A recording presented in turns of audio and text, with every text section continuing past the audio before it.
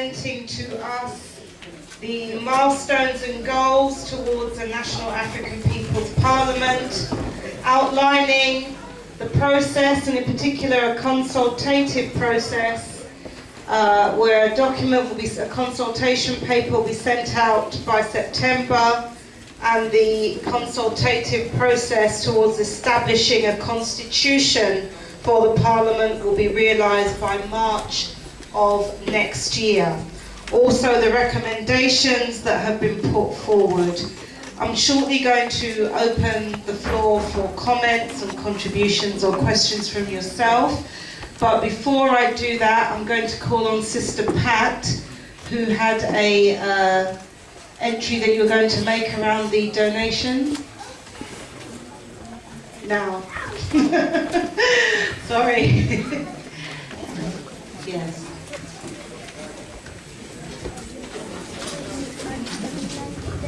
Greetings, I'm Sister Pat, I'm based in Oxford. I spoke earlier, but I forgot to say that I bought some gifts and it's some donation containers because we do need some funds. So I'm just giving that to the organisation.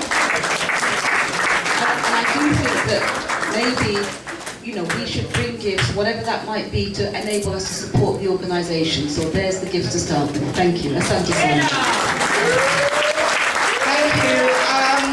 Now, clearly, even to get to this stage, a lot of thinking, planning, organising, resources have been spent, even to get us to this stage. Many of our people think that these things just happen by abracadabra. They don't. If this is truly to be an accountable and consultative process, then we do need to allow the resources in time, the intellectual resources, the material resources, even producing the documentation, the resources in terms of the videoing, the venue, everything like that. So that's why, as we now go into the comments and discussion session, we will be passing around the donation that has been provided by Sister Pat, so to ensure that everyone has an opportunity to play a role. I'm now going to open the floor for questions and comments. People have been seated a very long time. A lot has been said. Hopefully you've been going through the documentation as we have been going through it. And we'd now like to give you an opportunity to comment on what has been proposed thus far. We would really ask you to keep your comments very succinct, because there are a lot of people in the room and we would like to give as many people as possible an opportunity to comment on what has been proposed thus far. And if we can make sure our comments relate to the proposals that have been outlined in terms of the milestones and goals, as well as the recommendations. One of the things we like to do is we like to talk about everything, but we do have a specific focus for this meeting, and to ensure that we're not wasting your time and we're not wasting ours, we do need to stick to the focus. There are other mechanisms, other platforms and forums for other discussions. So let us discipline ourselves, because we have to be disciplined and make sure our comments pertain to the business of this meeting. In particular, the proposals that have just been outlined. I'm going to come to Elder Clarence. Thank you.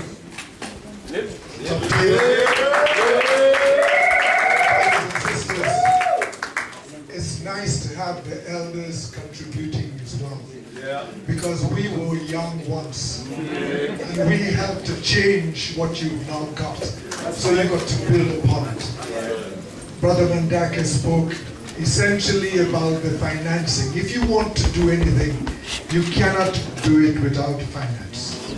I would like to make an offer.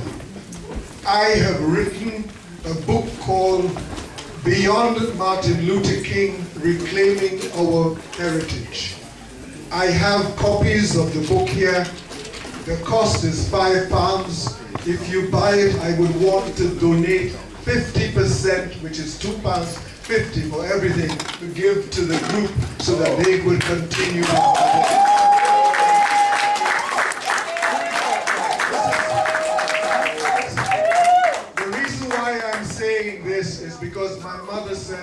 when there is an issue, talk about it. Decide what needs to be done, then do it. So, let us not only talk, let us do. Many things there. One other idea, good sir, I would want to say to you, we have to look to ourselves. No one will give us anything. We have the resources, and let me put a proposition to you. If we can find 1 million amongst us to give £100 per year, that's £100 million to invest in the community, to build schools, to build employment, to build businesses, and so on. So, one of the great things in any organization is to have the right idea. Then you've got to put the strategy around it to make sure that you own it and you can actually deliver it. So we together, we have the skills and we have the know-how and we can do it for ourselves. Look at the other communities. They provide for themselves. We have a duty of care to provide for ourselves as well. Let us work together. Thank you. Thank you. Moving swiftly on, Sister Lorna Campbell here. The other one. Another one. Another one. I'm sure there's multiplicity of this name, which is why I'm on the road to doing something about that. I have never been in the company of our people and felt so excited, energized, vindicated. I am overwhelmed. Yeah, and it takes a lot to overwhelm me. And I just want to say and endorse everything that's been said there. I am 200,000% that is possible. I am so excited. I am a local politician for my sins. But what I'm saying is that don't see that as a negative, see it as a positive, because I am here to be used in the right way. That is why I'm in politics.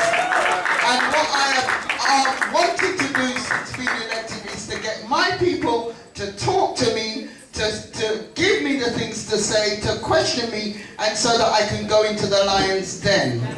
Okay, I don't know if there's any press here, but I really don't do business right now. Okay, all right, absolutely. So that's what I'm going to be saying. As well as that, I do have the professional qualification in being a credit union consultant. So when we're talking, that's what PPM is about. So when we're talking about finance and assets,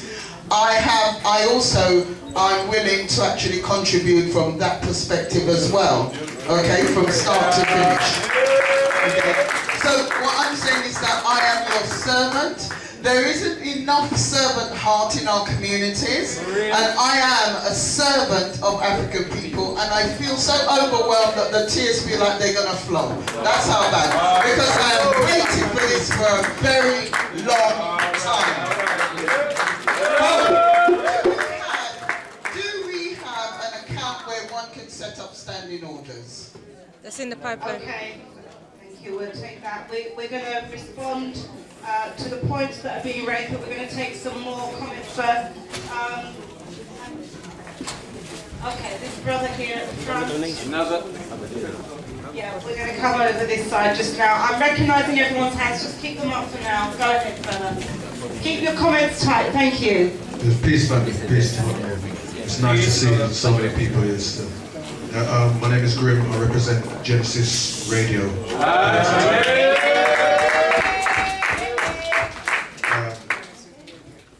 We've mentioned from the last meeting that took place about 3 months ago.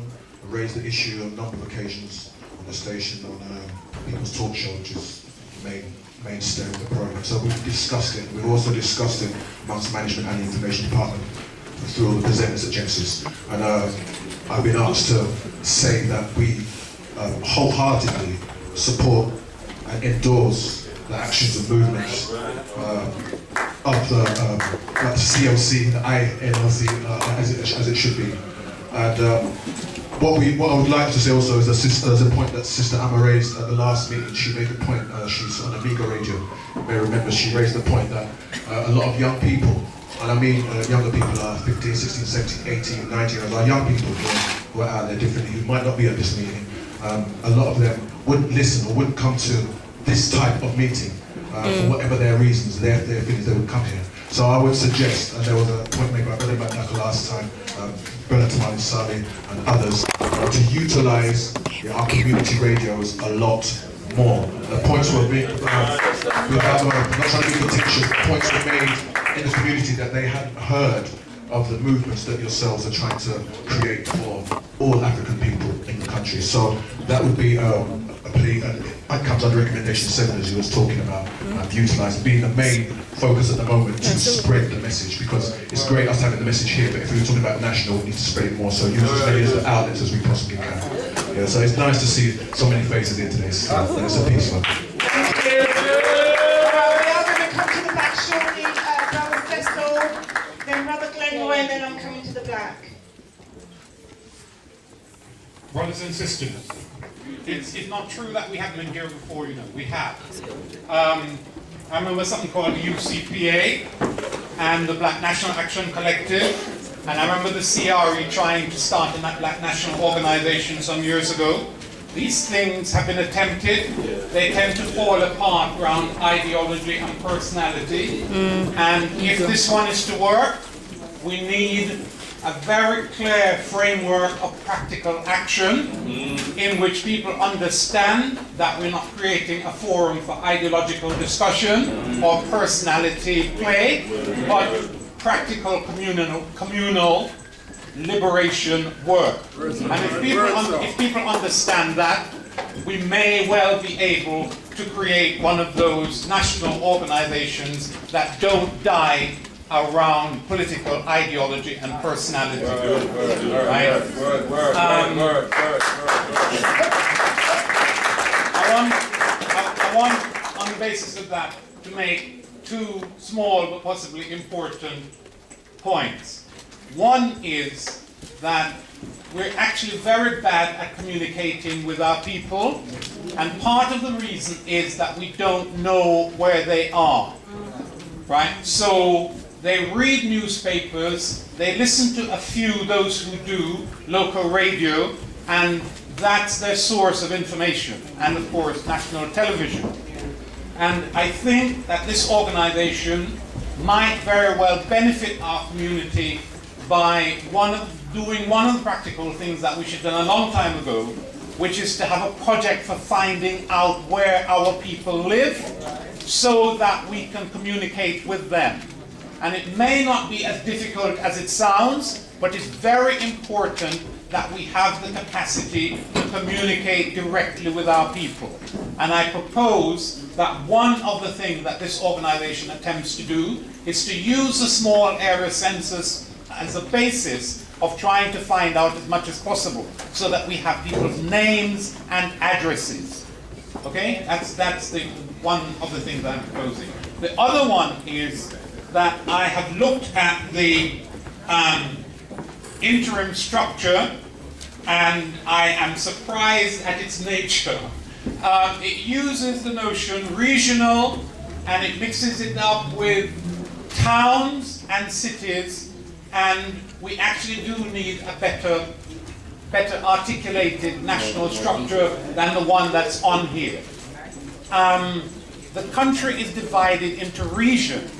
They are very clearly specified in the available geography, right? There's a Midlands, there's a East Midlands, there's a West Midlands, there's a North East. There's all of that, yeah? And if we're saying regional, we need to mean regional. And 9 or 10 or however.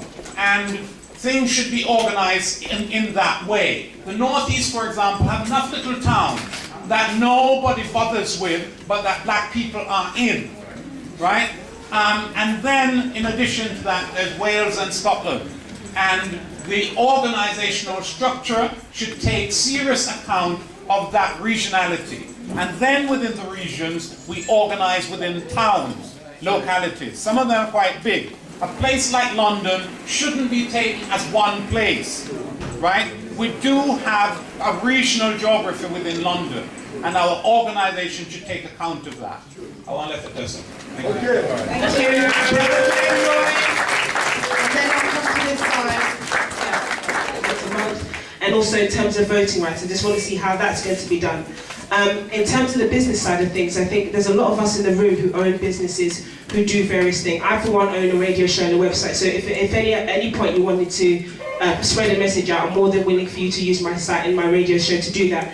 But at the same time, we also need to, in order for us to become powerful, have an infrastructure that will support us. So if I know there's a plumber in the room, I'll ensure that I'll use that plumber. If there's a hairdresser in the room, I'll ensure that I'll use that hairdresser. So part of maybe the signing up, and again with the membership fee, if we knew what people did, where they were, we could also incorporate that. And also, we need to trust in the capability of our leaders. I'm very wary that many organizations have 200 people on their board and find it hard to reach any decision. So when we are building these groups together, I think we need to make sure that we don't have too many people on there, that it will take years to arrive at a decision that should take only, 5 minutes. Sister Wilakanda, Brother Joe, then coming back to Brother Mohammed here. I'll recognise you, brother. Sister first. Yeah, thank you. Yeah. Greetings, family. Greetings. Dr. Abon Galaxy has a saying that has become very, very meaningful to me that he has been using for years. I hear more of those of them who call themselves pilot on Galaxy using the expression, I am because we are. Because we are, therefore I am. And that's certainly the feeling that I felt when I saw Councillor Lorna Campbell get up. One of the points she made was about setting up an account, and I don't know your name, sister, but this is also in keeping with what that sister said. She has made one of the points I wanted to make about us making financial commitments on a regular, planned basis, and so we would need to establish an account and establish the amount to be paid into this account if we are committed to growing as an organization. So I sincerely hope that out of this meeting we will identify the monthly amount that people are willing to contribute, so that is there when before we have a crisis. Yes? Yes. The other thing I wanted to do was just to say a little bit. I'm seeing myself as part of a family here. Right. And I just wanted to say a little bit about Councillor Lorna Campbell. I've never seen her in any of these sorts of gatherings before, and I don't want to say that she's what she's not, but I do want to share my experience of her. I met her through another group of which we were both a part, and in which I was very active. And when I needed a platform to make a presentation on which to be evaluated, that group wouldn't allow me to speak. But Lorna allowed me to speak in another facility where I wasn't even known. She actually organized that. And it's sitting around as a particular kind of human being to me. But not just that. When I said, some of you may know I have a son who has autism, and that's a very burning issue for me. He's all the way down in Doncaster.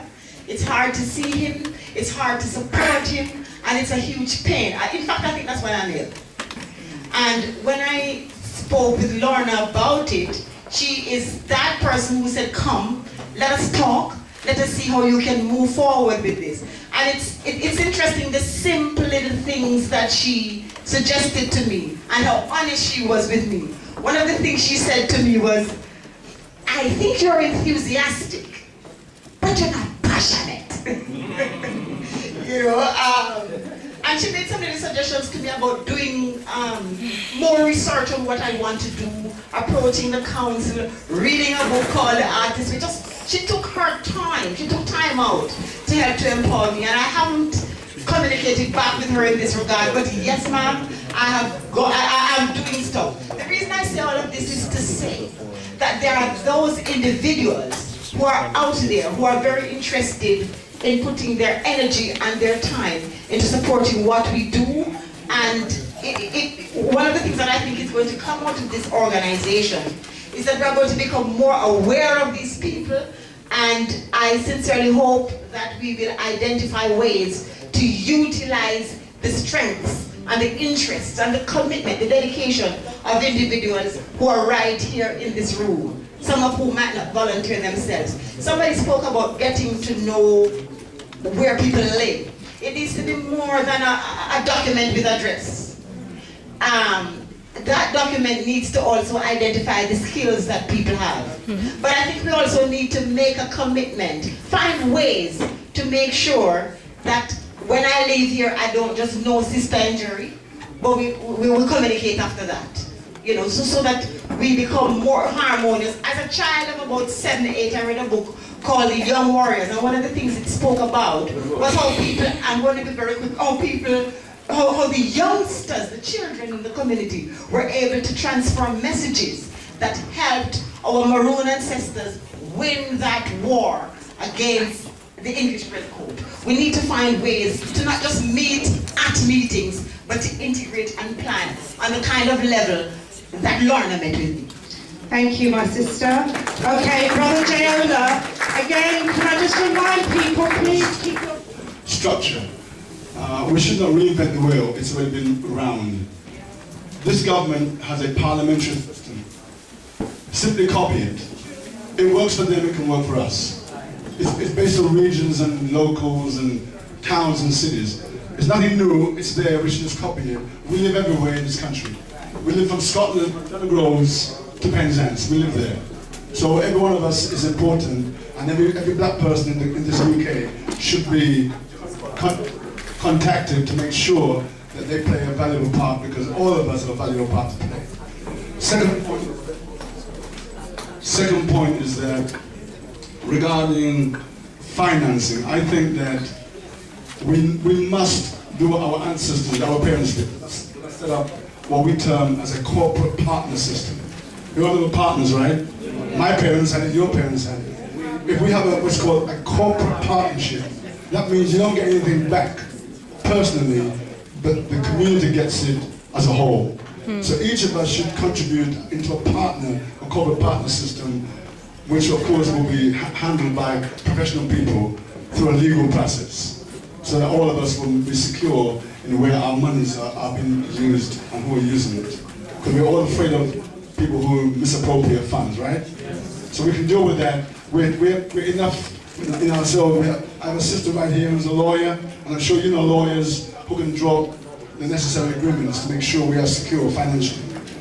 My third point is that as a community, it's imperative that we think as one. We think as a single unit. We are a collective unit of one. There's only one God, that's us. So therefore, if we think collectively as one, we can overcome all barriers that's in our way. So it's important that the structure we have right now, I think it's far too small. As someone said earlier, London has, I think, 27 boroughs, 23 boroughs, 33, well, there you go, 33 boroughs. We should have representatives from 33 boroughs. We should have representatives from every region in the country, because it's important that we understand what time it is. We are living in a time where this government has made a decision we are no longer valuable to their political and economic structure. Unless we insulate ourselves from within, so that when they have their cutbacks and their layoffs and their downsizes, it doesn't affect us. That is why we started the Black Business Network. Because we want you to understand, we have a Black Business Network, and our program is to get black people to buy from black businesses and empower themselves. And it's a win-win for all of us. Nobody loses in our network, because we're not selling some white person's product. We're selling each other to each other. So it's important we understand this. What we're trying to do is to unite us into one single cooperative, where we're working as a cooperative of one. That's us. regardless to our religious, political, or ideological stances. It is irrelevant to the body. Individually we are irrelevant, united we are important. Thank you very much. Greetings to Don't everybody. worry, we will get to you. Thank you. Greetings to everybody. First of all, I feel I've got to thank the organizers because this is very, very important. This meeting, I want to endorse everybody who's been talking here. But for the last, I don't know how many years, 50 years, since 1960, remember the paraffin days? No, I don't remember that. Struggling individually. My greatest pleasure is that today Africans and Caribbeans can look at each other as a family. As African.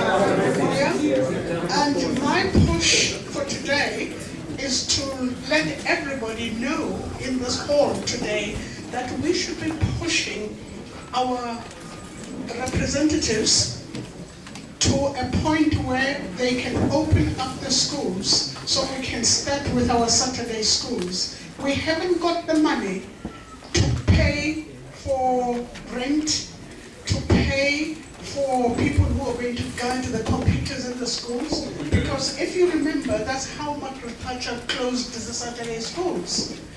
And having closed those Saturday schools, today we are paying for that. And they are blaming us. They are blaming absent fathers. They have forgot that Africans are working at the lowest wages to have a meal on the table. A lot of fathers have to do 2 jobs. A lot of mothers have to do 2 jobs. Who is there to be looking after the children? Like you've got, they themselves have to get au pairs to look after children morning, noon, and night. None of us in this room, I'm sure, can afford an au pair. What we're working for is to put food on the table. Now, the best thing we can do is to make sure that these governments open up those Saturday schools. We are ready. We are ready. We were ready ages ago to be teaching in these Saturday schools. We are ready because our children are not wanted in these schools. They are keeping on educating our children like they are non-entities. And don't fool yourselves. When you see our black men marrying white girls and black girls having white babies, it is no foolishness. They can see that a mixed race child is treated better than a black child. That is the nasty truth, whether you like it or you don't. And we've got to make sure we have these Saturday schools to put that confidence in each other, that there is nothing wrong with me, there is something wrong with the system. The system makes sure that we despise each other. Look at the amount of information in the press today about Mugabe and about Gaddafi. You would think these are devils. These people are just protecting their own. They have made sure they've got the power to take Gaddafi's money. They've got the power to take Mugabe's money. And I want to say to all of us, all we can do is to teach our children that there is nothing wrong with your blackness. There is everything wrong with the system. Okay, now we've got to move on. What we're really trying to get, and remember we have... Whatever. I feel it's a good party to Jamaican history. I mean, I have to start straight. So, being campaign and company subject of campaign, because I'm very active in them fields, advertising and promotion and all the things. And I say certain things, because all of us inside here are really supposed to be Afrocentric, that's why we are here.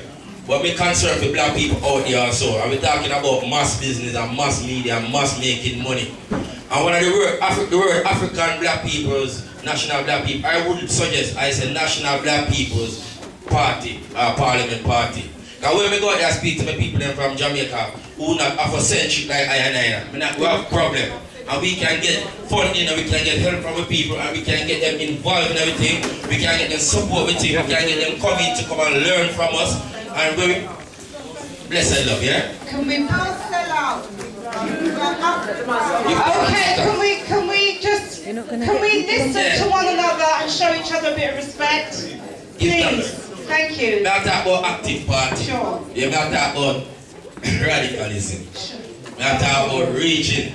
Because we don't want to Rastafari or Muslim and we become an African man. Because we want to be a spiritualist and Rastafari and Islam and all them things.